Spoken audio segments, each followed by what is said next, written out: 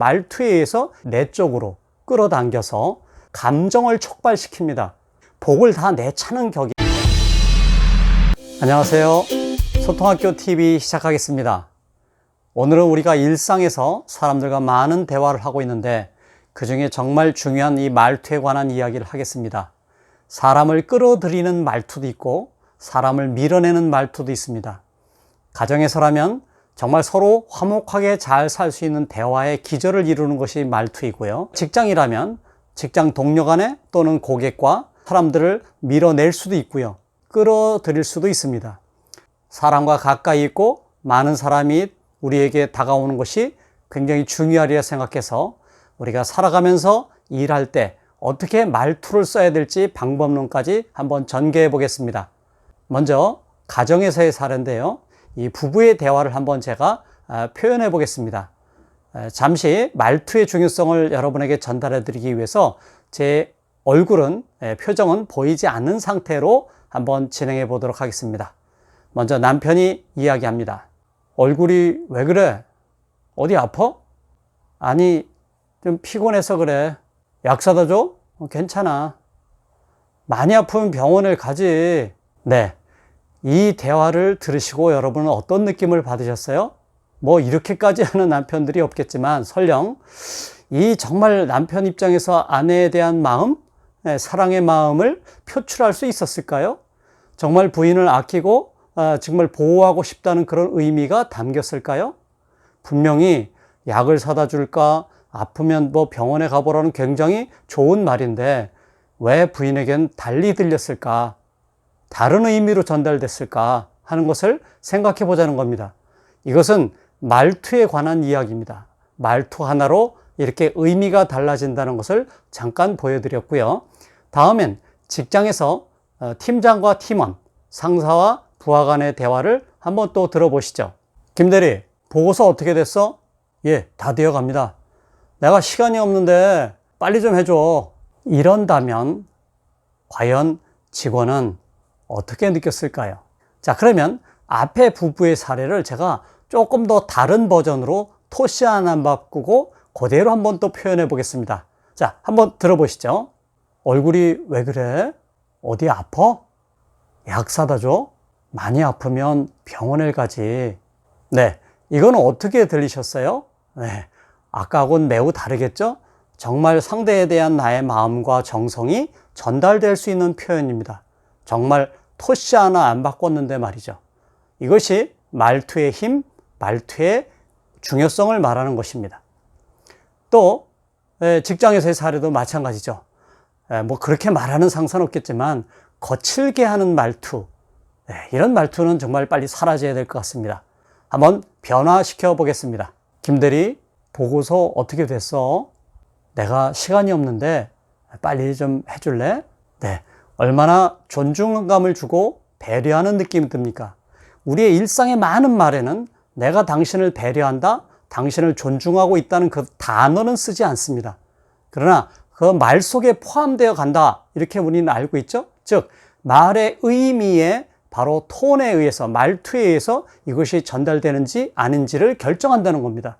그래서 어떤 사실에 대한 이야기를 하더라도 상대가 나에게 좀 그래도 호감을 갖고 있고 정말 배려하고 존중하는 느낌을 주면서 사실을 전달할 수도 있고요. 그렇지 않은 경우도 참 많습니다. 다분히 말투는 습관입니다. 이 몸에 배어있는 자기의 말투의 변화를 줄 필요성을 먼저 저는 여러분에게 말씀드렸고요. 유명한 멜라비안의 연구 한번 제가 소개해 드리겠습니다. 우리가 사람들하고 대화를 하는 데는 이렇게 세 가지를 씁니다. 첫째, 언어적 표현. 즉 말의 내용, 단어, 어휘를 말하고요. 두 번째, 목소리 톤, 말투에 관한 겁니다. 고저, 강약, 빠르기 뭐 이런 것들을 말하고요. 세 번째는 몸짓 언어를 말합니다. 이렇게 대화할 때 표정이나 제스처, 몸짓, 몸의 방향 이런 걸 말하는데요. 이 세 가지를 다 씁니다. 그런데 세 가지 중에 하나만 또는 두 개만 쓰일 때도 있죠. 예를 들면 언어적 표현만 쓴다. 이거는 이메일이라든지 카톡이라든지 문자라든지 뭐 이러한 수단을 말하죠. 그래서 카톡이나 문자를 보내는데 오해가 많이 생기는 이유가 바로 그런 겁니다. 그 문자로 된 글을 읽는 순간 그 사람의 현재 기분 상태, 그 사람의 생각에 따라서 해석이 달라질 수 있다는 겁니다. 왜냐하면 동일한 어휘를 할지라도 다양한 의미를 내포하고 있기 때문입니다. 두 번째, 목소리의 톤과 이 언어적 표현이 동시에 사용되는 건 전화입니다. 그래서 전화 통화가 왜 오해가 많이 생기고 갈등이 쉽게 불거지냐 하면 이 55% 몸짓 언어가 사용되지 않은 상태에서 사람들과 소통을 하기 때문에 아주 제한된 수단으로 활용하기 때문에 오해가 많이 생기는 겁니다. 나중에 기회가 되면 이 55% 몸짓 언어에 대한 이야기를 좀 나누기로 하고요. 오늘은 집중적으로 말투, 즉 목소리의 톤에 관한 이야기를 여러분과 함께 확인하고 정리해 보고 있습니다. 말투는 습관이라고 말씀드렸지 않습니까? 그러다 보니까 어떤 사람들은 자기가 하는 말에 대해서 사람들한테 종종 이런 말을 듣는데요. 나는 그럴 의도가 아니었는데, 제가 무슨 뭐 싸움을 걸어오는 거냐, 이런 말을 한다. 이런 피드백을 들은 적도 있대요. 또 어떤 사람은 자기 말투가 뭔가 좀 거칠어서 그런지 사람들이 은근히 좀 이렇게 싫어하는 그런 느낌을 준다고 그래요. 역시 경험적으로 보면 사람의 마음을 끌어들이는 이런 힘을 갖고 있는 말투를 쓰는 사람이 있고요. 또 대화를 하면 할수록 점점 사람들에게 거부감을 느끼게 하고 사람을 밀어내는 이런 상태를 만드는 말투도 있기 때문에 그렇습니다.